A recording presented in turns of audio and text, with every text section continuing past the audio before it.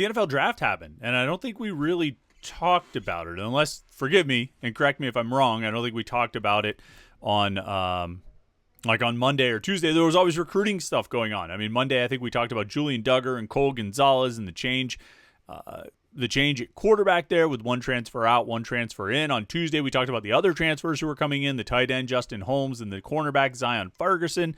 Yesterday, we talked about Pitt basketball recruiting and sort of an interesting approach that Jeff Capel and his staff are taking. So the NFL draft happened last week, and for Pitt, it happened over the weekend and on Saturday specifically, and we never really got a chance to talk a little bit about it, about who got drafted, who got signed as an undrafted free agent, what that might mean for them, what we kind of thought of those results overall, and, of course, the big question of looking ahead. What does next year's draft look like for Pitt? And I'll say right off the bat, and I'll probably repeat this many times, I am by no means a draft expert. I'm far from it. I would never claim to be part of hashtag draft Twitter. That's not my game. I stay in my lane, and my lane is not the NFL draft. There's a lot of people out there who are NFL draft experts. I'm not one of them, and so I'm not going to sit here and pretend to be that. But I know some things about Pitt, and I know about these players, and I think there's some interesting things we can talk about in that regard. So how did the draft go for Pitt? What does it tell us about Pitt? What does it mean about Pitt? And what does next year look like for the Panthers? Let's talk a little NFL draft, University of Pittsburgh style, on today's edition of the Morning Pitt. YouTube.com/Panther-Lair.com.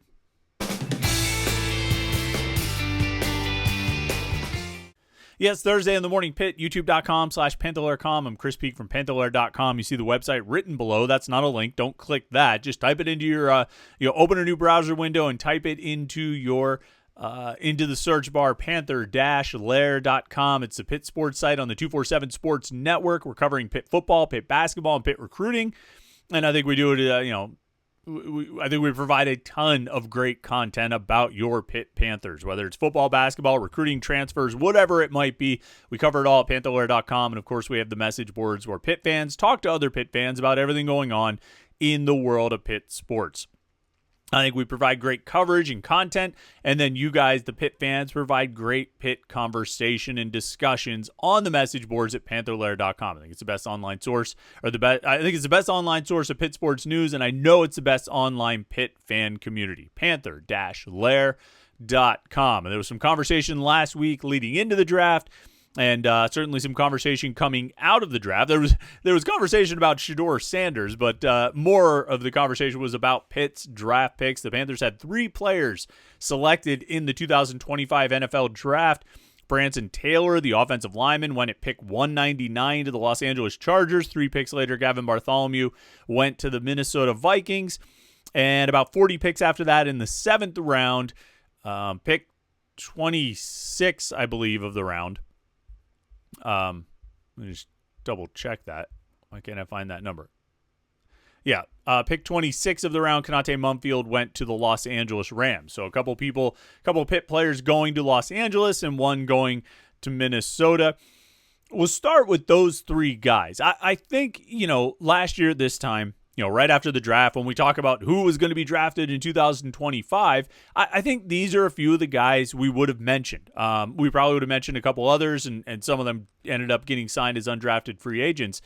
But I think these 3 guys right here, in particular, Bartholomew and Mumfield, potentially Taylor as well, I think we would have talked about as well. I think those guys are draft picks.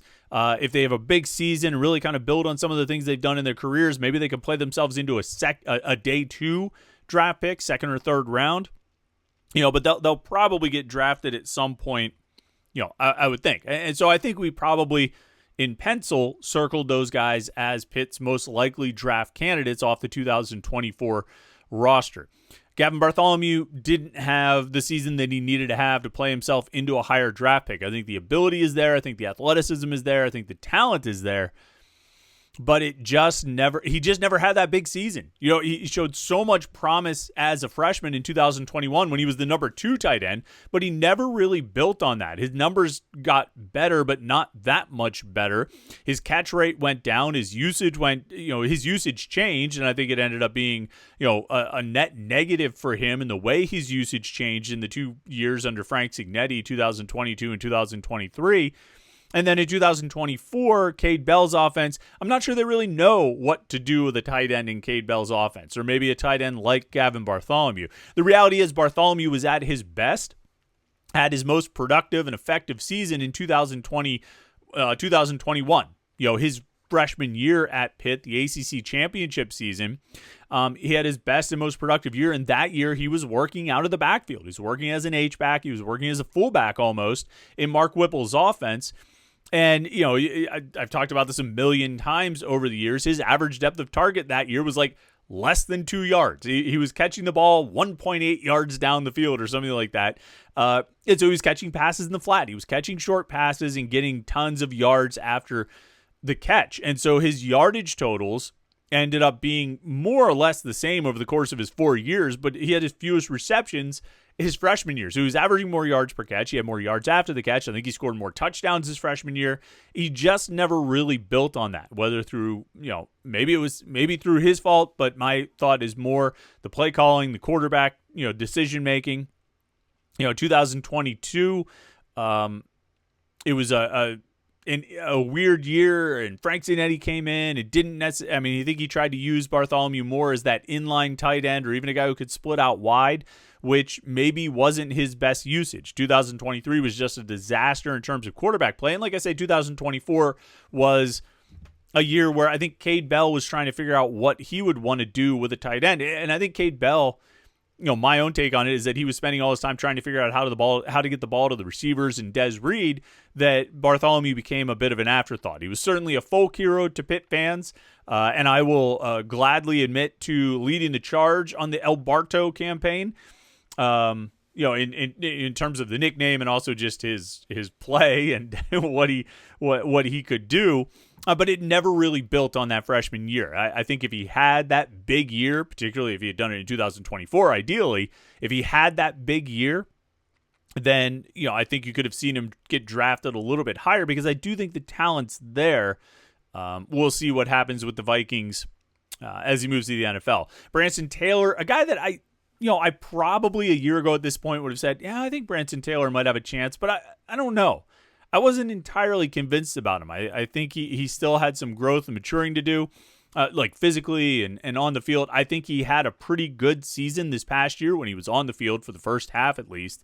And I think, if you're a Pitt fan or your focus sort of tends to be around Pitt, and you want evidence of Branson Taylor's impact, I think you look at what happened to the offensive line and by extension the offense as a whole when he went out. Because as much as it hurt to lose Eli Holstein, it hurt even more to lose Branson Taylor. Not just because he's a talented player and he was the left tackle, but by losing him, it ended up this shuffling that never really stopped over the course of the season until they moved Ryan Baer to left tackle, but even then they were shuffling the right tackles. So it never really, they never found any stability on the offensive line after Branson Taylor was lost. And so that old kind of, how do you know the MVP? Well, who's the guy whose absence would hurt his team the most? Well, the answer last year for Pitt might have been Branson Taylor. He's a big guy. He is athletic. I think he can play left tackle or right tackle. The Chargers use a 6th round pick on him, pick him inside the top 200. He goes at 199, 23rd pick of the 6th round. And we'll see. I don't know the Chargers' tackle depth situation enough to know if he's going to have a chance or not, but we'll see. And then Konate Mumfield, I think, could be a surprise. I think he'll have to earn his way. He was a 7th round pick, the 26th pick of the 7th round. He's going to have to earn his way onto the field with the where did he go? He went to the Rams. He's going to have to earn his way onto the field with the Rams. They're certainly no strangers to using low draft picks and undrafted free agents and whatnot at wide receiver. I think Konate Mumfield has the skills. I've been a big Konate Mumfield fan for a long time. He was obviously really good his freshman year at Akron. The next 2 years in Frank Zagnetti's offense didn't exactly showcase his skills. Last year did. I think you saw more of those big catches, the tough catches, the catches over the middle, the yards after the catch, the precise route running, the toughness. I think you saw more of those things last year, but he still didn't have that big eye-popping stats year. The 1,000-yard season, or the 100 catch or 80 catch or 90 catch. Like, you needed that big blow-up year, double-digit touchdowns type of year. to get yourself out of the 7th round. I mean, because it's now just potential. It's not really, you've never really reached what seems to be your ceiling in college. And again, it's not all his fault. He's at Akron for 1 year. He was in Frank Cignetti's offense for 2 years, the second of which was like I mentioned with Bartholomew, and a disaster at the quarterback position. And then he plays in Cade Bell's offense where, he had his best year, his most productive year, but it's still, it probably wasn't what it needed to be to get him higher than the 7th round. But he'll get a chance, and I think he is a hard worker. Like I say, I think he's a really good route runner. I think he's got good hands, not elite high-end speed, but enough speed that he can, he can make plays. He can pick up yards after the catch. I think Konate Munfield's got a chance, but it's an uphill climb when you're that 7th round pick. It's a real battle, and it's a battle he's going to have to fight.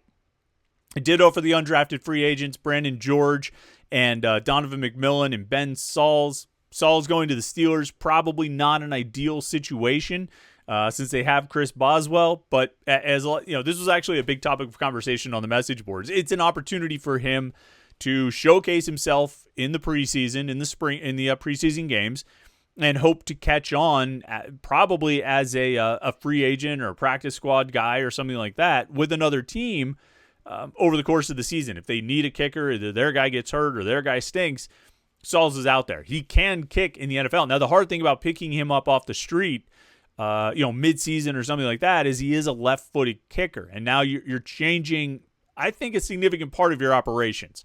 That might be a bit of a hindrance, but he's good enough. He's got a big enough leg. He's consistent enough. He became consistent enough over his final 3 seasons at Pitt that I think he's worth it, to go out, bring him in, and adjust how you operate your field goal unit to make it work for this guy who kicks, from that side of the ball, kicks from the right side of the ball with his left foot, which is a difference for the holder, probably a bit of a difference for the long snapper, and it just sort of changes everything for everybody. But he's good enough kicker to justify it. So I think he'll get an opportunity. Donovan McMillan and Brandon George will have to earn their way on special teams and try to make a case for themselves there. Now, they're both pretty athletic guys. They've got good speed. They both tested really well at the pro day. And so that should help them. But they're going to, just like Munfield, and any of these guys, really, Bartholomew and Taylor as 6th-round picks are no locks to make the rosters. Those guys, all 6 of them, the 3 draft picks and the 3 undrafted players, they're going to have to work. If they make rosters, if they're on what is in the NFL 53-man roster in October, they earned it. Nobody gifted them a spot. They're going to be they'll earn it. Let's see some other things. Just general NFL draft thoughts. Pitt has now had 31 players drafted since Pat Narduzzi's been hired. That goes back to the 2000. Really, I'm counting that back to the draft of 2016. Narduzzi was Pitt's head coach in the spring of 2015, but he hadn't coached a game yet. TJ Clemmings was drafted that spring. That was Pitt's only draft pick. I'm not going to count that for Narduzzi because Clemmings didn't play on a Narduzzi coach team.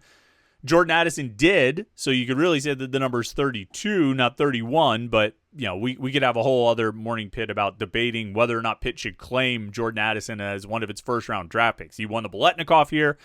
He had his biggest season here, but I can understand not claiming him. So 31 players drafted, going from Tyler Boyd, who was the 2nd-round draft pick in 2016, all the way up to Munfield this past year in the 7th round. There's some good players there. I don't know if the draft success is great enough that you're going to hang your hat on it, but they've had some real, you're not going to make that your main recruiting pitch. Obviously, you're going to tell everybody about development and getting guys into the NFL, but they've got players in the league. There's no question about it. Kalijah Cansey, Servassier Dennis, Jordan Whitehead, Avonte Maddox, Brian O'Neill, Tyler Boyd, James Conner, Dane Jackson. There's guys that have played, that have hung around. I mean, Patrick Jones played 57 games, has 100 tackles in his career. I mean, Kenny Pickett, obviously. Damari Mathis has been out there a lot. Mac Salve's had a good run. They've got good NFL draft stock, but not necessarily like, wow, we are that you're going to walk out and say, wow, we are a huge program for putting players into the pros. I imagine if you took, tallied up every school of how many guys they have in the NFL that were drafted over the last 10 years and how many guys, how many have stuck around and how many of, how they've done in their careers, Pitt's list probably looks a lot like a lot of other schools, to be completely honest. And I always go back and forth about, from a recruiting angle, how much the NFL draft plays. Like trying to convince guys, we can get you to the NFL. We can get you to the NFL. They all believe they can get themselves to the NFL. Why does attendance seem to matter more than the fact that Pitt had a first-round draft pick? Well, because they all believe they're first-round draft picks. Like players coming out of high school, they all believe they're going to the NFL. They all believe they have the talent to get there. They believe coaches can help them, but I don't think it ranks as big of a factor as we sometimes make it out to be. I do think that sharing the facility with the Steelers is a big factor. I think that impresses recruits probably more than when they walk down the hallway of first-round draft picks, because if they go to wherever else, they go to Boston College, they go to Georgia Tech, they go to Virginia Tech, they can see a list of first-round draft picks. So I don't know if that moves the needle as much as sharing the facility with the Steelers, to be quite honest. But there are good Pitt players from the Narduzzi era in the NFL. I kind of went back and forth about who I thought was the best. I might lean toward Jordan Whitehead. He's played 105 games. He's started 101 of them. He's got more than 550 tackles, 11 interceptions. I mean, he's got to be right there at the top. Tyler Boyd is not far behind in terms of draft picks from Narduzzi teams. He's caught more than 550 passes, almost 6,400 yards, 31 touchdowns between the Bengals and the Titans. James Conner has had a pretty great and long NFL career. He's like 8 or 9 years in the league. He's rushed for almost 6,000 yards and 59 touchdowns. He's got 2,200 receiving yards and 11 more scores. He's, in recent years, has proven to be more durable than he was at Pitt and more durable than he was at the beginning of his college career. But I tell you, like, the most recent first-round draft pick from a couple years ago, Kalijah Kancey, first-round pick of the Bucs, it's hard to argue with him, man. He's only been in the league for 2 seasons. He's played 26 games. He started all 26 of them. He's got 54 tackles, 11.5 sacks, 21 tackles for loss as a defensive tackle. Like, Kalijah Kancey is early reviews are good. He only played 26 games in the last 2 years, but he started all of them. That's pretty impressive for a guy sort of fresh out of college like Kancey, particularly playing that defensive tackle position. And Matt Gonsalves, 17 games last year for the Colts, played in all of them, and started 8 games as a rookie. That's pretty impressive, too. Damari Mathis has made 18 starts in his 43 games. He's got 100-plus tackles. Jason Pinnock has, he's played in almost 60 games since 2021. So that's 4 seasons. He's played almost every game. He's got 227 tackles, 2 interceptions. He had a pick 6. Patrick Jones has done a nice job, 100 tackles, 12 sacks, 22 tackles for loss. DeMar Hamlin has started 27 games over the last 4 seasons, played in 48. He's got 184 tackles and 2 picks. So they've got decent guys out there. I think the top of the list for Narduzzi draft picks is probably Whitehead, Boyd, Conner, Kancey, and then maybe Avonte Maddox. He's played in 81 games since 2018. He started 41. He's got almost 300 tackles, 4 interceptions. Brian O'Neill. You could probably put Brian O'Neill pretty high. It's a little bit tougher. Like, I have a list here in front of me. You can probably see me reading it. But it's tougher with some of these guys who don't necessarily have counting stats. Like Brian O'Neill doesn't. But he's been pretty great as an offensive lineman for the Minnesota Vikings. He'll be playing with Gavin Bartholomew now. Hopefully they get to stick together. But anyway, I think when you look at the best draft picks under Narduzzi, that's probably the top 5 I would put together. Whitehead, Kancey, Boyd, Conner, and O'Neill. That's a pretty good group. And guys who are still successful and probably are going to be successful, even this year and beyond. So pretty good group. For Pitt, we didn't really talk about next year. We'll see. We'll see what guys emerge. I'm not sure there's a lot of guys that jump off the page right now as obvious draft picks. They have the 3 transfer offensive linemen. Maybe some of those guys or one of those guys will get a chance. Desmond Reed, it's going to depend on how much his size works against him. The wide receivers are all going to have a chance to break out, but they'll have to do that to get noticed. They'll have to break out. There might be some underclassmen, particularly like some of the linebackers, maybe could take a look at going to the NFL, and maybe they'll have a chance there. But, I think this will be a year where I think Pitt will continue to have guys drafted. They've had someone drafted every year that Narduzzi has been the head coach, and they've had a draft pick in every class going back to 2014. I think the last time they didn't have a player drafted was 2013. So I think that streak will continue, but it'll probably be guys who emerge throughout the season as top draft picks, and I'm not sure.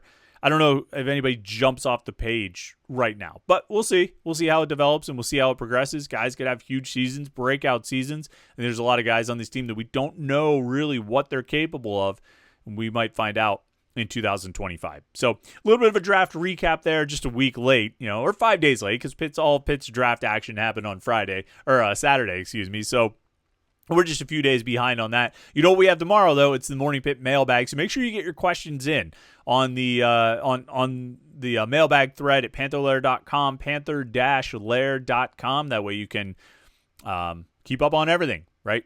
All the Pitt sports news, football, basketball, recruiting, transfers, draft, whatever it might be. We cover it at Panther-Lair.com and talk about it on the message boards at Panther-Lair.com. And, of course, that's where we take our questions for the mailbag, so we can look forward to that tomorrow. Make sure you like this video and subscribe to youtube.com/Panther-Lair.com. And, I think that's about it. Hope your week's been great so far. Hope you have power. I know a lot of people don't. And, we're fortunate here in the Panther-Lair offices to have power. Hopefully, if you don't have it now, hopefully you get it back soon. I know it's not looking great. But, yeah, our best wishes for everyone out there. And, hopefully, if nothing else, hopefully you can still get on the website on your phone, right? All right. Take it easy, everybody. Have a great Thursday. We'll catch up with you tomorrow for the mailbag right here on youtube.com/Panther-Lair.com.